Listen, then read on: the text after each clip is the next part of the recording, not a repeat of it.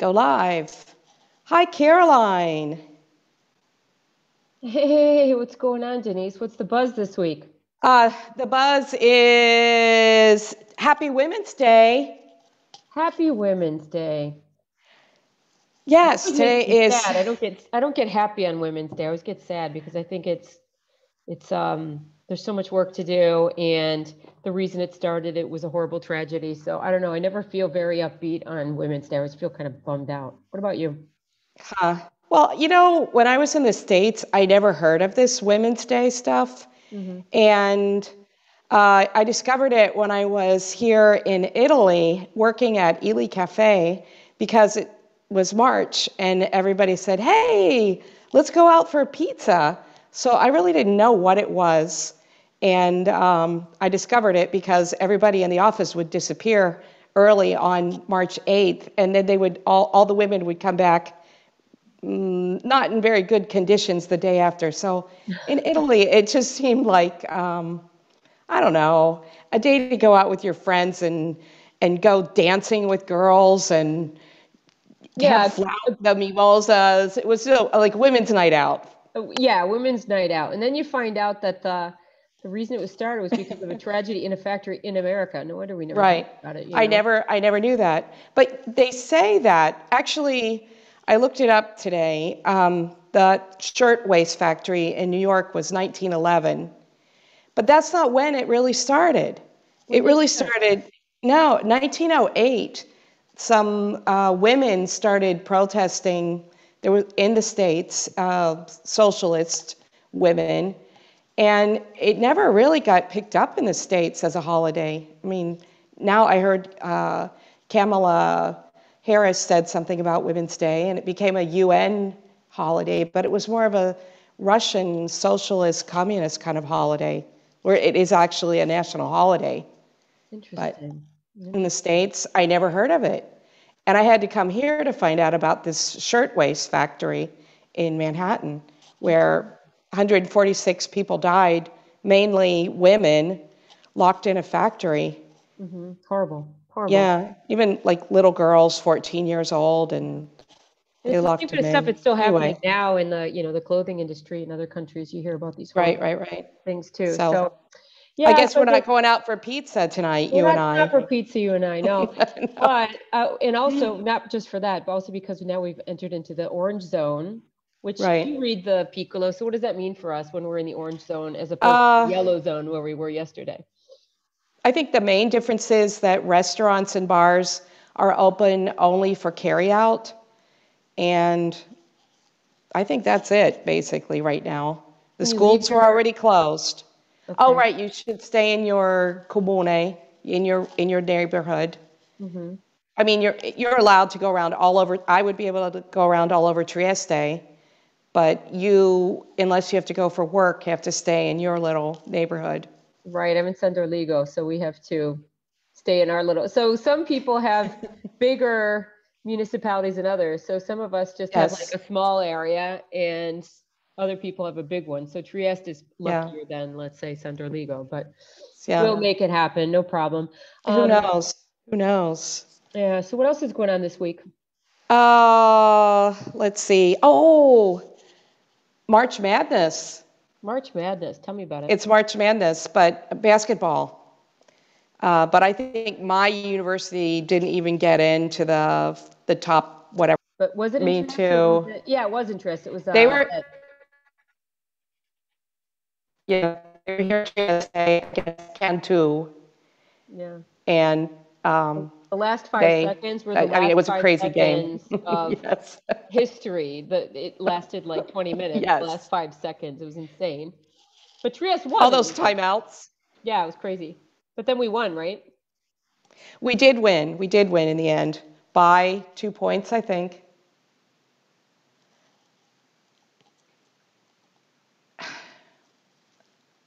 No.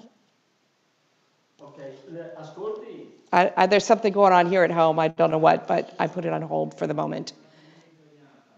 Anyway, are you there? Karoline? Karoline? I lost your video. You're not moving. You're not there.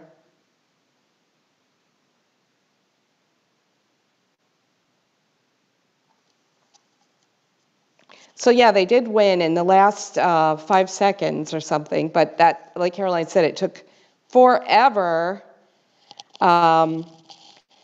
But that was a high point of the day, since you can't actually go to the basketball games, because we used to go on Sundays to the local basketball games.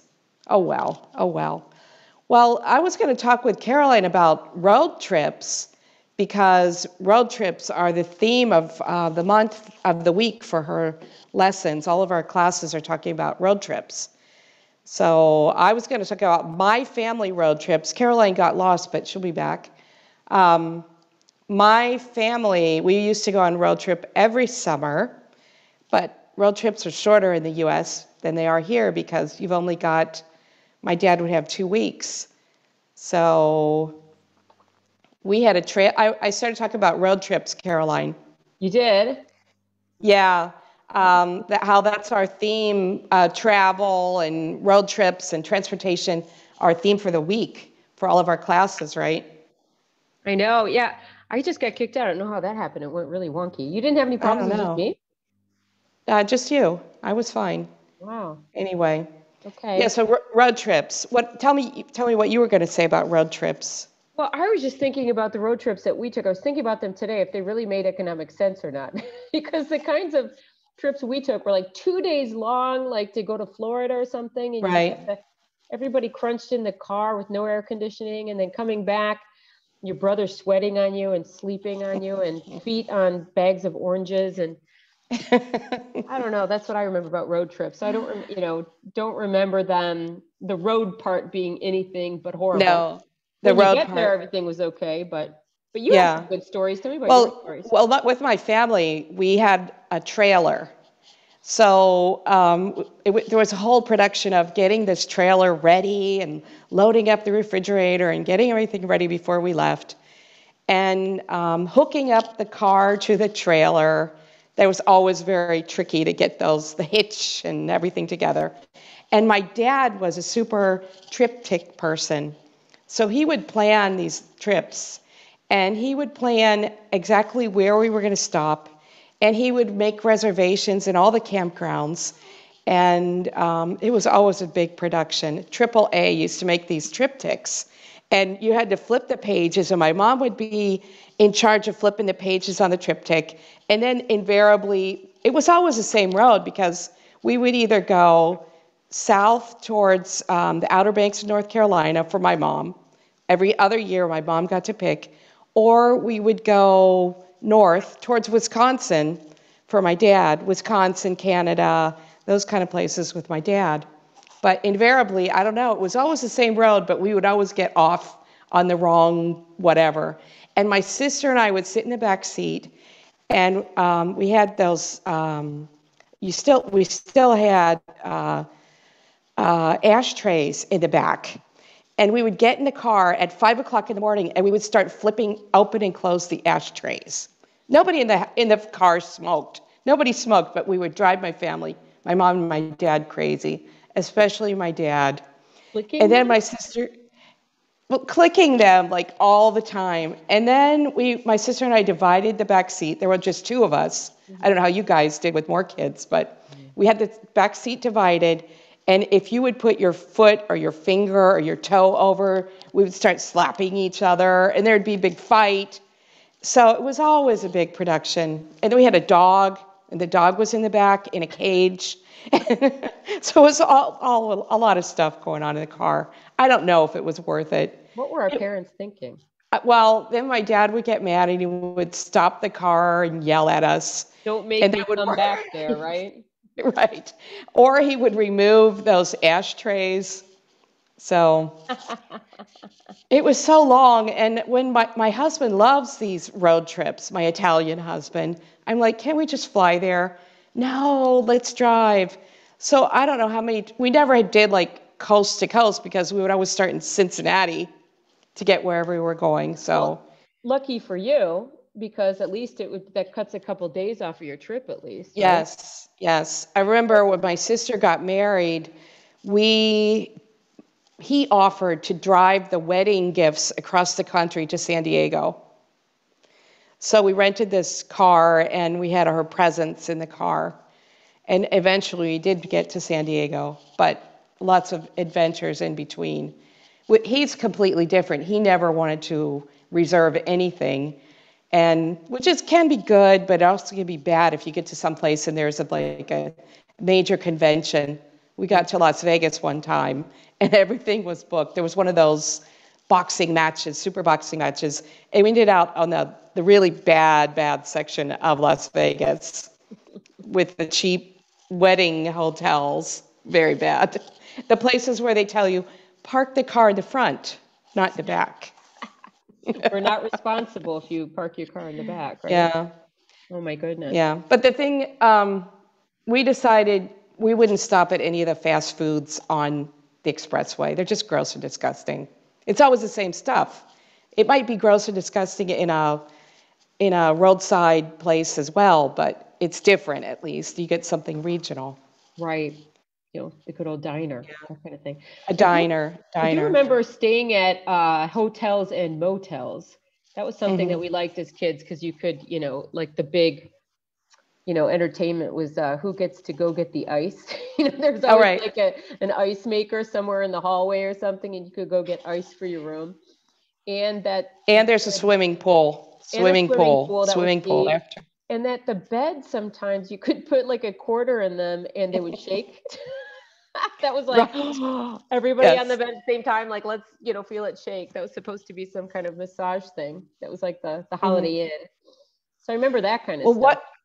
One time we went through Kentucky, and, Colonel Sanders had his restaurant on a road. He opened a motel and a restaurant on a side road, which was the major road. And then they built the highway and nobody went there anymore. No, but there's still Kentucky Fried Chicken.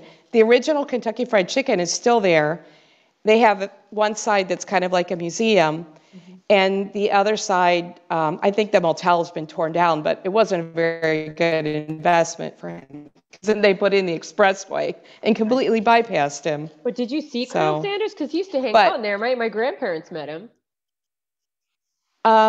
He wasn't alive when we went by. Okay. But they have the kitchen that they used to make the food in with the pressure cookers. That's the key. You got to pressure cook your chicken first, and then you bread it and fry it. Pressure cooker it first, and then you bread and fry. There you go. Yes, there you go. Yeah. The double whammy. Anyway. So next time at your house, I know what we're doing. Pressure. I've never done it. And then you have the secret spices as well. So, he's got this special recipe, whatever that is. Well, you know what? I'm sure you can find the recipe on the internet. Yeah. You can find everything online. You could even find the recipe for peanut butter cups. You could find everything, like how to imitate like fast food stuff you love that you can't have, Right. But I'm not sure I'd want to imitate that one. I don't know. I'm kind of over maybe Kentucky Fried Tofu. How would that taste? Although I heard that at Kentucky Fried Chicken, they actually have come up with some kind of, fake chicken that's supposed to be pretty good, but they fry it in the same oil as the other stuff. No. I don't know if I'd be keen on that, but no. I think the idea is there. One of our trips, I've been several times to Montana, where my son lives, and there's a Native American reservation in Browning. And I was trying to plan our trip during the powwow, which is fantastic. And you can't find a place to stay because everything is booked, and everybody brings their own teepee there because it's like family reunion for everybody. So I found this place where you can rent a teepee, actually. And we've been there twice, and you build your own fire in the middle of the teepee, and you smell pretty smoky in the morning. You got to collect your wood in the evening. They do have the wood. You did a teepee excursion? You actually went in a teepee? I've been there twice, Wow. Yeah. Really cool teepees from really nice teepees.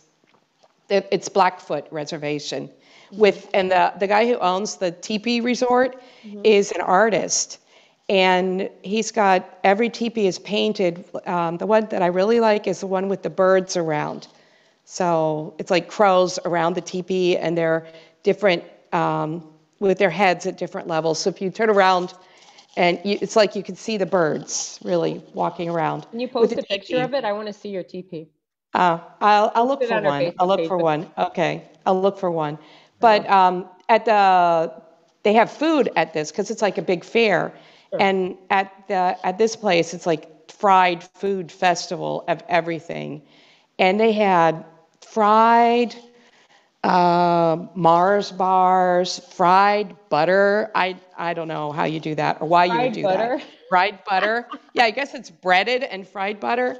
No. And then there's fried bread, which is, is good. Native American. Basically, fried everything tastes good. Tacos, fried, but anything fried. No. In fact, the place, it was one of those, it was a food truck, but it was more like a disgusting trailer, and it was totally greasy. And the guy who ran it was totally greasy and enormous. I guess he was eating too much of his own stuff. Anyway, yeah. Oh, the best fair though is in Iowa. We went through Des Moines, the state fair. We were going through Des Moines one year, and we didn't know it was a state fair. Fantastic, enormous, so much fun. Who doesn't love state fair? Iowa's really boring as a state to drive through. But they have a good state fair. But they have a great state fair, yeah. Some states are like, oh, the state will never end. Oh, there's another cool place in South Dakota, Wall Drug. Wall Drug, yeah, great. Have you been there? So you're in the car, and already maybe 500 miles from Wall Drug, there's a sign that says Wall Drug 500 miles. Right. And there's just one road that goes to Wall, South Dakota. And then you're like, Wall Drug 100 miles, Wall Drug 50 miles. And we're getting closer to Wall Drug, and you have to stop at Wall Drug. Of course. Which is kind of like a Disneyland Wild West place. Old Wild West type. Yeah, the real deal. Yeah, I used to live in South Dakota. I lived in Aberdeen, South Dakota. So, our camping trips were often in that, then you have to see Devil Tower, Mount Rushmore, all those things. Where all those, like, sort of, and then if you're lucky, Yellowstone and all those other places. So, but I didn't know you lived in South Dakota. Yeah, when I was a wee one, when I was little. Yeah. So I remember, I have to say, when I talk about road trips, I fond camping trip memories of being small, but road trips just remind me of being older and being hot and annoyed. But I do remember those trips, camping trips in the West. Those were awesome. Yeah, once you get there, it's good. But the way there, no. Big drag. So I can't. Is there anything else I need to know about this week? Because I got to go in a minute. Because I got to go online. Everybody is at home this week and next week because of the orange zone. So we're like all in teaching online this week and next week. So on one hand, it's good because we're all in one place. On the other hand, it's like I have to force myself to like find a moment to get up and move, and because otherwise you're just sitting all day. So lucky puppy Yota will need a walk in a little bit. But oh, good. Anyway, but I'm just thinking there's some there's an interesting series that I didn't put in our lesson this week because I thought, maybe it's better if people go look for it themselves. But it's this road trip series by an English guy named Grayson Perry. I can't remember his last name right now. But anyway, he looks at, he does this American road trip. He's looking at the cultural aspects. So he's looking at like race. He's looking at places. He's looking at the sort of the ideal America, what's going on, and what divides us. And it's interesting because having someone who's like English come in, it's like he's automatically, people trust him right away. And so it's really interesting. I've seen a couple of them. He meets, it's while Trump is still president, so he meets like bikers for Trump, but at the same time he goes to Atlanta and he goes to like a poetry slam and meets these really nice African Americans who are telling their truth. So it's just super, super interesting to look at it from someone else's point of view. So I was enjoying those. Where can you watch it? What is it on? You can watch it on Netflix YouTube. or YouTube. Yeah, YouTube. Just YouTube. And I think, it was like a BBC, it was a BBC series. There's some strong language in it, so I didn't use it just because I don't want to, offend people from the get-go. But people who know that going in, if they go and watch them, they'll probably enjoy them, or at least get another, maybe a less romantic view of America. But I think it's really relevant right now to look at these, to look at America from a foreign point of view, just in a pretty objective. I mean, he obviously has his own ideology. I mean, he's, he kind of knows where he's going, but at the same time, he does get people to trust him and share things with him. And I have to say that it was the first time probably in a long time that I've been able to actually watch something and enjoy it where there are people on who didn't agree with me. And I think that's one of the big problems right now is we're constantly in contact with information that just reinforces what we already like and what we already agree with, just because of algorithms in our social media feeds. So I have to say that maybe this was an opening for me to also listen to people who aren't like me and who don't think like I do. So I was able to see people from the opposite ends of like even the political spectrum. I was able to see them as human and not just as like the other. So, it's worth looking at that too. So I think, otherwise it's really hard to be in contact with things that you don't agree with. So I recommend it this week. Well, this is the time to rewatch The Green Book too. Yeah. I think it's going to be on the Rai one of these days, The Green Book in Italian, but maybe you can get it in English too. I don't know. Yeah, I saw that. There's some good stuff happening on TV. And on Canopy, on eLibrary USA, there's a PBS series that's called The Roads That Make America. And I think it's half-hour episodes. And they have like Fifth Avenue, if you're really into roads, or different important streets in the United States. Interesting. So it's non-political, and they just talk about the history of the street. Yeah, which is fun, and I think a lot of people enjoy that look too. And and I think there's a lot to be said even about just I love looking at the vintage photos of old road trips and how people used to travel in their VW bus. So there is something about the romantic kind of on the road kind of look at America. But I also think that now it's also kind of fun to look at it through a different lens too. So anyway, I'm glad to talk about it. Okay. I gotta go, Denise. Sorry for the technical I do issue too. before. It kicked me off. I don't know what's going on with that. No problem. Anyway, I'll see you next. I've got one question. When we did the We Can Do It posters where we were taking our pictures, do we have those on Facebook? Because our friend Nada is looking for a picture that I took of her. I don't know where it would go. Yeah, we do. I'll look it up on Facebook. Well, I'll put that up too. Okay, great. Thanks. Okay. There's a Bitmoji. We Can Do It too. There's a Bitmoji. Oh, we have to do that right away. You can do it. Go look it up. Okay. Sounds good. Have a great week. Bye-bye. Bye, everybody. You too. Bye.